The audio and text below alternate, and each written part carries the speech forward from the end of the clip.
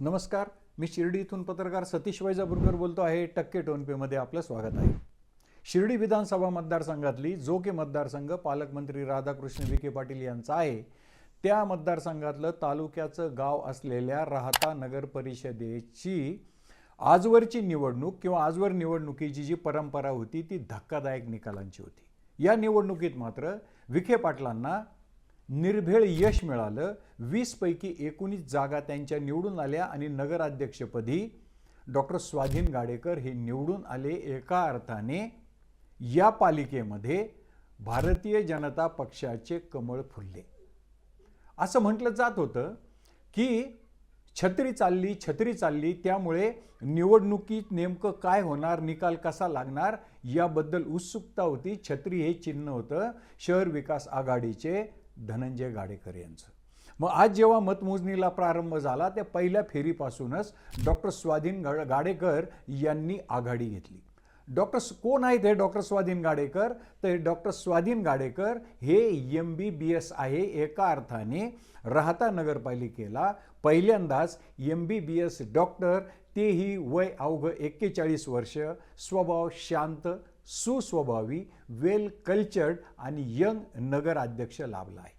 या निवडणुकीचं आणखीन एक वैशिष्ट्य असं होतं की या निवडणुकीची प्रचाराची धुरा, व्यूह रचना, डावपेच ज्यांच्या हातात होते ते युवा नेते डॉक्टर सुजय विखे पाटील हे प्रत्येक प्रभागनिहाय बैठकीत असं सांगत होते की मतदान माझ्याकडे पाहून करा, मीच प्रश्न सोडवणार आहे, मीच निधी आणणार आहे, तुमच्या प्रभागात कोण उभा आहे याला महत्त्व नाही, माझ्याकडे पाहून मतदान करा.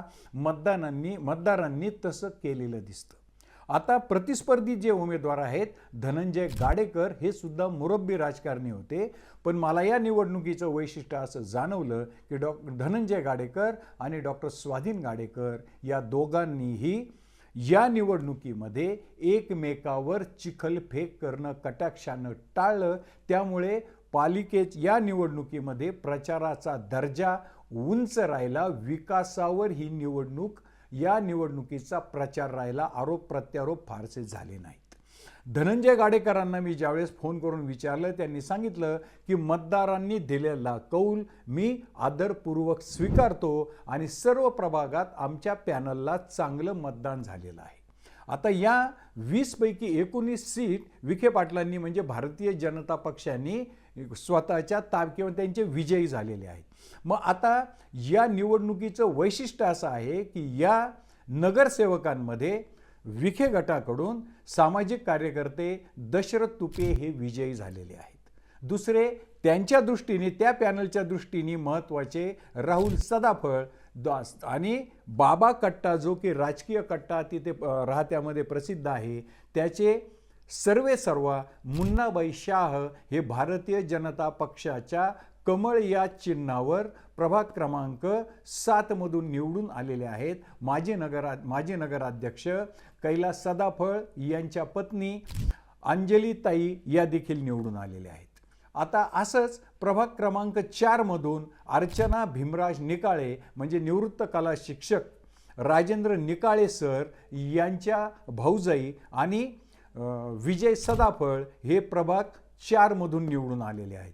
आणि विरोधी गटाकडून जे एकमेव नगरसेवक निवडून आलेले आहेत प्रभाग क्रमांक 9 मध्ये 38 मतांची आघाडी घेऊन ते निवडून आले. अटीतटीच्या लढाईमध्ये निवडून आले. त्यांचं नाव आहे शशिकांत लोळगे. मी ही निवडून आलेली नावं मुद्दाम का सांगितली तर या प्रभागामधले किंवा या नव्या पालिकेमध्ये कुठले नवीन महत्त्वाचे चेहरे असतील त्यांची नावं मी तुम्हाला सांगितली. या निवडणुकीचं वैशिष्ट्य परत एकदा सांगतो की या निवडणुकीचा निकाल धनंजय गाडेकर यांनी अत्यंत मोठ्या मनाने मतदाराचा कौल आपण स्वीकारित असल्याचं जाहीर केलं. मुद्दा क्रमांक 2 डॉक्टर सुजय विखे पाटील यांनी या इलेक्शन कॅम्पेनमध्ये असं सांगितलं की माझ्याकडे पाहून मतदान करा.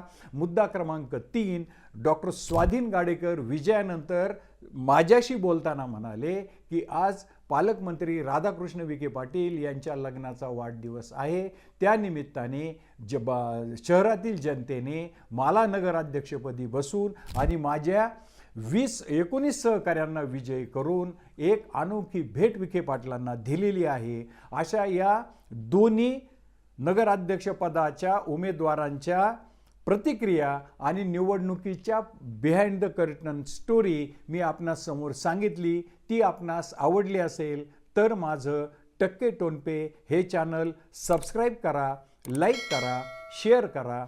जय हिंद, जय महाराष्ट्र.